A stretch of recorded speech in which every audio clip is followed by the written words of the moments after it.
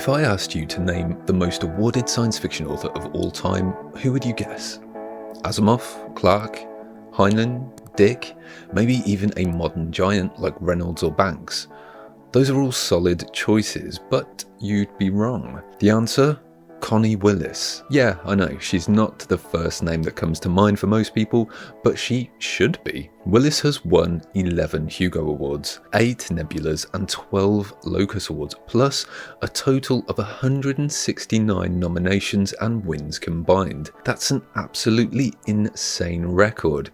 Yet outside of hardcore sci-fi circles, she doesn't have the same instant name recognition as some of the classic greats. So why is that? And more importantly, how has she managed to dominate the biggest awards in sci-fi for decades? Well, I think it comes down to the kind of stories she tells, and I think they're worth talking about. Connie Willis was born in 1945 and grew up in Colorado in the US, where she developed a lifelong love of literature. Before becoming a full-time writer, she worked as a teacher, which I think makes a lot of sense when you look at her writing. There's a deep curiosity and careful research behind everything she does. Her first major breakthrough came in 1982 with Firewatch, a novella that won both the Hugo and Nebula Awards, something that would become a pattern throughout her career. That story about a time-travelling historian experiencing the Blitz set the stage for some of her most famous works, proving early on that she could blend sci-fi, history and emotional depth like no one else. Unlike many of the sci-fi greats who focus on hard science and futuristic technology, Willis is drawn to themes of history, human communication and the unpredictable nature of people, which honestly might explain why her stories feel so fresh and relevant today. So why does Connie Willis keep winning so many awards? I think it's because she takes sci-fi in a different direction most people wouldn't expect. She's not writing about space battles or rogue AI, she's telling stories about history, miscommunication, and the weird, messy way people interact, and somehow she makes that just as gripping as an intergalactic war. First off, she absolutely owns the time travel genre. Her Oxford time travel series, Doomsday Book, to say nothing of The Dog, and Blackout All Clear shows just how good she is at mixing humour, historical research, and emotional gut punches.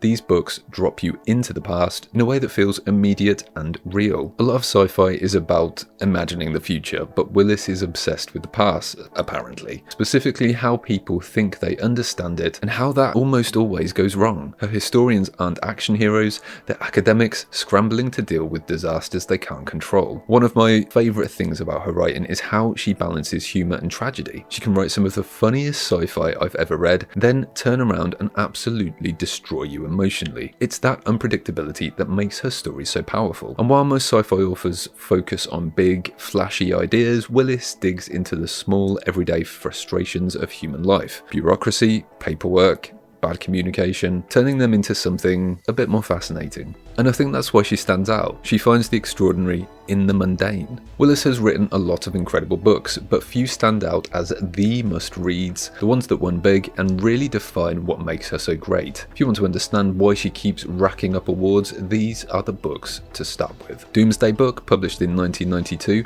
this won the Hugo, Nebula, Locus and Campbell Memorial Award. This is probably Willis's most famous and most devastating book. It's a time travel story about a historian who gets stranded in the Black Death. And if that sounds grim, that's because it is. But what makes it brilliant is how it balances scientific rigor, historical accuracy, and deep emotional impact. It's not a light read, but it's a masterpiece of sci-fi and historical fiction. Then there's To Say Nothing of The Dog, published in 1997. This won the Hugo and Locus Awards. This is the total opposite of Doomsday Book. Instead of plague and despair, it's a hilarious, chaotic time travel romp, I love the word romp, through Victorian England. It's full of literary references, absurd misunderstandings, and one of the best uses of time travel for comedy ever. If Doomsday Book breaks your heart, this one heals it. Then there's Blackout All Clear, published in 2010.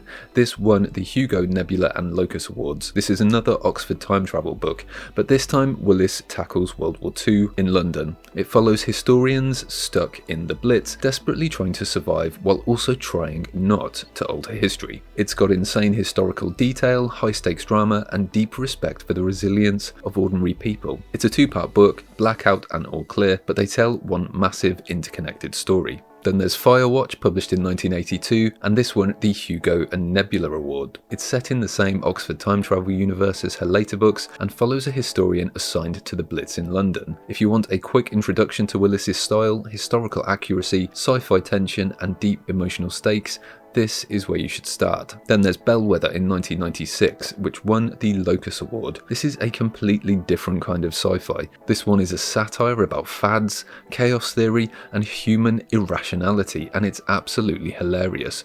It proves that Willis isn't just a master of history and tragedy, she can also nail comedy and social commentary. With all the awards she's won, you'd think Connie Willis would be as famous as Asimov or Clarke. So why isn't she? Well, I think there are a few reasons for that. For one, sci-fi's biggest names tend to write hard sci-fi. Big ideas, space battles, rogue AI, stuff like that. Willis, on the other hand, writes about history, miscommunication, and the weird, messy ways people interact, which doesn't always get the mainstream hype. And then there's the Hollywood factor. Asimov, Clarke, Philip K. Dick, they all have huge movie adaptations. We've got Blade Runner, 2001, I, Robot, but Willis, nothing. And honestly, having a hit film or a TV series makes a huge difference in how famous an author gets. Ask J.K. Rowling or George R.R. Martin. She's also less prolific. Asimov cranked out over 500 books during his writing career. Willis takes her time, and there are long gaps between her major works. Fewer books means fewer chances for people to discover her, and honestly, her writing style isn't the easiest to jump into. Her books are dense, layered, and packed with historical detail. For me, that's part of what makes them great, but it also means they can be a bit intimidating for casual sci-fi readers. At the end of the day, I think she's more of a critic's favourite than a pop culture icon,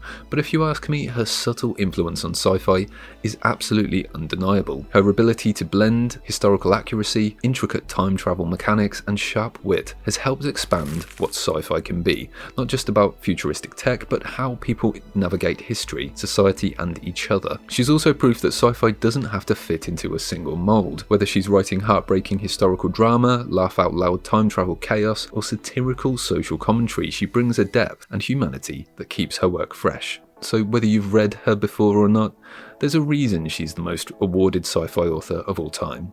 At least for now. So maybe it's time to find out why.